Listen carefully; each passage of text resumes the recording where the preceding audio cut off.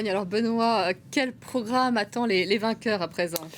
Eh ben, vous allez découvrir déjà l'image de ces joueurs parisiens, double vainqueur de la Ligue des Champions désormais. Cette première image ici de Marquinhos, le capitaine, lui qui a été le premier à brandir le trophée de la Ligue des Champions hier soir dans ce stade Puskás de Budapest. Ils ont quitté la capitale hongroise en fin de matinée. L'avion des Parisiens qui devrait atterrir à l'aéroport Charles de Gaulle dans le nord de Paris aux alentours de 15h. L'équipe parisienne qui rejoindra ensuite le Champ de Mars pour une liesse populaire qui s'annonce immense puisque pas moins de 80 000 supporters sont attendus. Une déambulation à pied visiblement des joueurs et du staff parisien devant la Tour Eiffel et le trophée qui sera brandi devant la Dame de Fer. Le scénario millimétré décidé par la direction du club parisien et validé évidemment par la préfecture de police. L'image de ces joueurs avec le trophée devant le monument qui incarne le plus la ville de Paris, c'est une image, on le sait, qui restera dans l'histoire du foot français et qui sera diffusée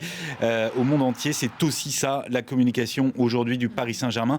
La deuxième séquence de la journée, ce sera une réception à l'Élysée aux alentours de 18h. Le chef de l'État, Emmanuel Macron, qui va recevoir donc ces joueurs ainsi que le staff. Il l'avait déjà fait l'an dernier. Et puis, le moment, sans doute l'un des moments les plus forts de la journée, ce sera ce soir au Parc des Princes, le jardin du Paris Saint-Germain dans le 16e arrondissement, où les joueurs un à un seront ovationnés par, on l'imagine, un Parc des Princes qui sera à huis clos, à guichet fermé, pas à huis clos, mais à guichet fermé, 48 000 spectateurs, parce que ce qu'ils viennent de réaliser, ces joueurs-là, eh bien, c'est un véritable exploit. Un exploit que peu d'équipes avant le PSG ont réussi à accomplir. Oui, ils entrent dans le cercle fermé des clubs vainqueurs à 2 reprises de la Ligue des Champions. Il y en a 13. Et encore plus resserré dans le club des équipes qui ont réussi le doublé, le fameux back-to-back. Seules 9 équipes en Europe ont réussi cette prouesse. Dans l'ère moderne de la Ligue des Champions, seul le Real Madrid avait réussi à conserver sa couronne. Non pas 2, mais 3 années d'affilée. C'est désormais l'objectif du Paris Saint-Germain. Mais pour l'heure, c'est les vacances pour le staff parisien. Écoutez Luis Enrique. C'est clair que des objectifs à préparer, on a le temps. C'est le moment des vacances, d'arriver à l'été. L'année dernière, on avait marqué l'histoire, mais on avait joué le mondial des clubs et ça a été très difficile et très dur. Il y aura des moments pour parler de les back-to-back, a dit Luis Campos, et on est content d'avoir des objectifs à la hauteur de nos supporters, à la hauteur de ce club et à la hauteur de la ville. Voilà, des objectifs, il y en a encore pour le Paris Saint-Germain, cette équipe du PSG que Luis Enrique a façonné à son image, le collectif avant tout et surtout les individualités, le groupe plutôt que la personne, la force mentale, l'abnégation, la solidarité, c'est tout ce qu'incarne aujourd'hui cette équipe et ce dont ils ont fait preuve hier soir face à Arsenal après la remise du trophée.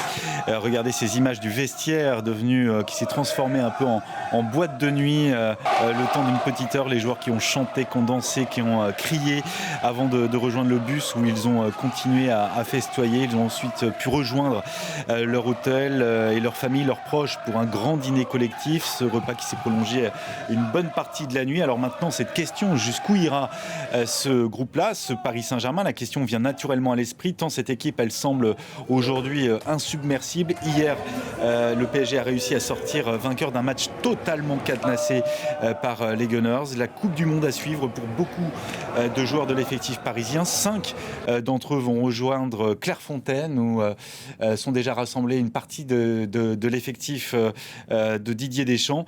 Et pour la deuxième année de suite, ces joueurs du Paris Saint-Germain n'auront pas beaucoup de vacances et de préparation d'avant-saison. Donc voilà, ils vont célébrer, ils vont communier aujourd'hui avant de basculer pour la plupart d'entre eux dans une autre compétition, la Coupe du Monde, à partir du 11 juin. Vous pensez que ça veut dire qu'ils vont arriver un peu fatigués sur ce mondial? Ça avait été oui, alors c'est une très très longue saison pour eux, effectivement. L'an dernier, après cette victoire en Ligue des Champions, les Parisiens avaient dû disputer la Coupe du Monde des clubs aux États-Unis. Ils étaient allés jusqu'en finale. Ils avaient eu très très peu de temps pour préparer la saison, quasiment rien. comme préparation, et ça va donner lieu à des blessures, notamment à l'automne. Et finalement, mais ça c'est toute la gestion de l'effectif de Luis Enrique, l'entraîneur parisien, d'avoir suggéré justement ce temps de préparation très très court pour atteindre un pic de forme au meilleur moment donné de la saison, c'est-à-dire au printemps. C'est là où les titres se gagnent.